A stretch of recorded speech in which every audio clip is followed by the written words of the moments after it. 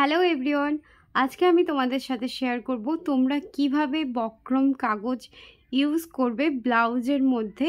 অনেকেই থাকে যে বক্রম কিভাবে ইউজ করতে হয় বা ব্যবহার করতে হয়, অনেকেই জানে না কো। কিভাবে তোমরা বক্রম ব্যবহার করে একদম পারফেক্ট শেপ আনবে, সেই ডিজাইনটাই আজকে আমি তোমাদের সাথে শেয়ার করব।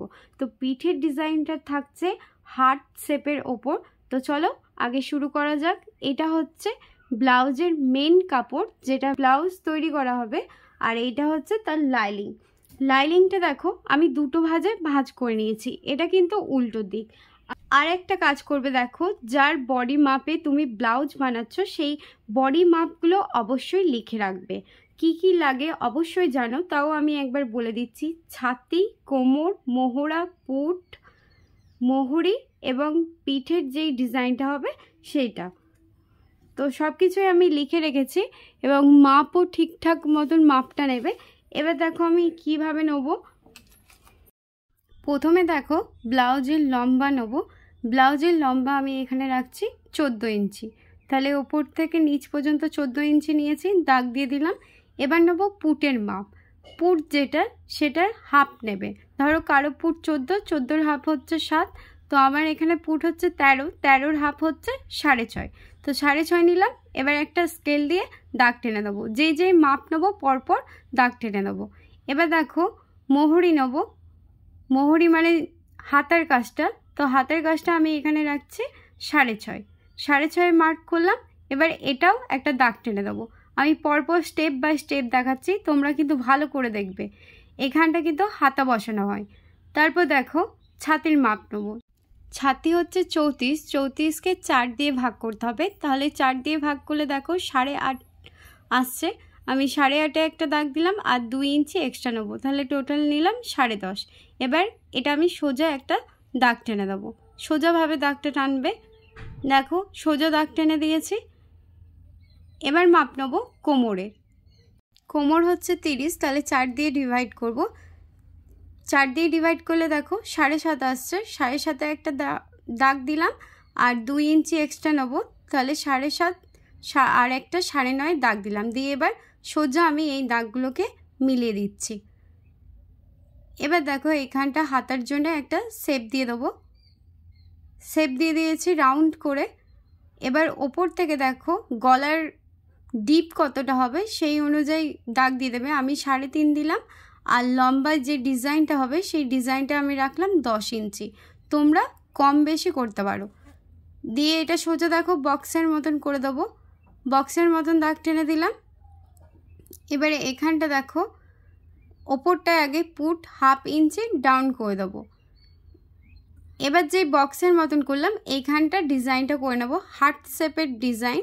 তাহলে সুন্দর করে এই যে এভাবে দেখো ডিজাইন দিয়ে দিলাম। এবার নিচে টেকেন দিতে হবে। টেকেনটা ঠিক দেবো দেখো 3.5-এ মাঝখানটায় রাখবো আর একটা 3 আর 4 দিলাম। দিয়ে ওপর থেকে লম্বা রাখবো 4.5। এবার এটাকে 3 কোণার মতন মিলিয়ে দেবো। দিয়ে যেই মাপ নিয়েছি সাইডে সেই মাপ আগে কাটিং করে নেবো, তারপর ভিতরটা কাটিং করব। তো দেখো আমি কাটিং করে নিয়েছি। এবার যেই টেকেনটা দিয়েছি সেই টেকেনটা ঠিক অপর সাইডেও দিতে হবে। তাহলে আগে আমি ভালো করে ব্লাউজের লাইনিংটাকে ভাঁজ করে নেব, দিয়ে প্রেস করব, তাহলে এই ছাপটা অপর পাটে উঠে যাবে। দিয়ে দাগটাকে ভালো করে টেনে দেবো। তো দেখো আমি দাগ টেনে দিয়েছি। এবার যেই হার্ট শেপ ডিজাইনটা শেপ দিয়েছিলাম সেই ডিজাইনটা কাটিং করে নেব। তো সুন্দর করে কাটিং করে নেবে। কাটিং করে নিয়েছি দেখো। কাটিং করার পর যে ডিজাইনের কাপড়টা থাকলো সেই ডিজাইনটাই দেখো বক্রমের ওপর আগে বসাবো। দিয়ে আয়রন করে নেব। আয়রন না থাকলে তোমরা পিন আপ করে নেবে। দিয়ে এটাকে এঁকে নেব। যা ডিজাইনটা আছে তার গায়েই একদম চক দিয়ে এঁকে নেব। তারপর এক্সট্রা 2 ইঞ্চি করে বেশি রাখবো। দেখো 2 ইঞ্চি করে বেশি রাখলাম এক্সট্রা। এবার কাটিং করে নেব বক্রমটা। যেই দাগ আছে দাগের বাইরে সমান করে কাটিং করে নেব।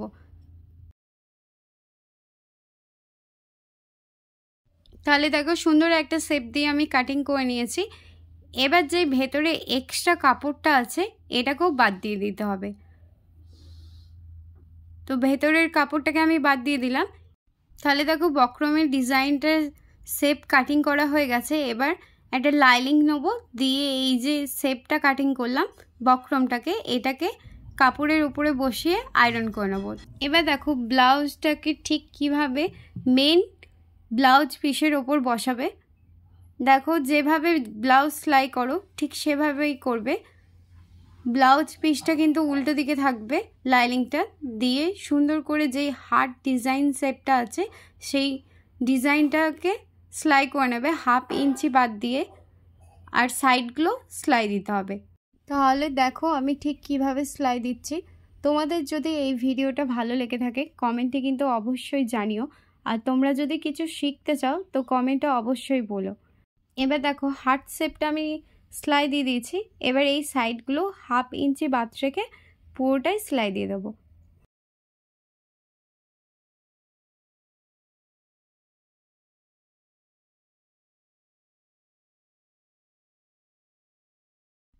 দেখো সেলাই দিয়ে দিয়েছি। এবার যেই ভেতরে এক্সট্রা কাপড় আছে সেটাকে কাটিং করব, আর সাইডটাও আমি কাটিং করে নিয়েছি। দেখো এবার দেখো বক্রমটাকে বসাবো। বক্রমটার যেই ডিজাইনটা আগে করে নিয়েছি সেই ডিজাইনটাকে ঠিক মাঝামাঝিতে আগে বসাবো, দিয়ে পিন আপ করে নেব। ঠিকঠাক করে বসিয়ে নেবে শেপটা, যেন নিচের শেপের সাথে ওপরের শেপটা মেলে। বসিয়ে নিয়েছি দেখো।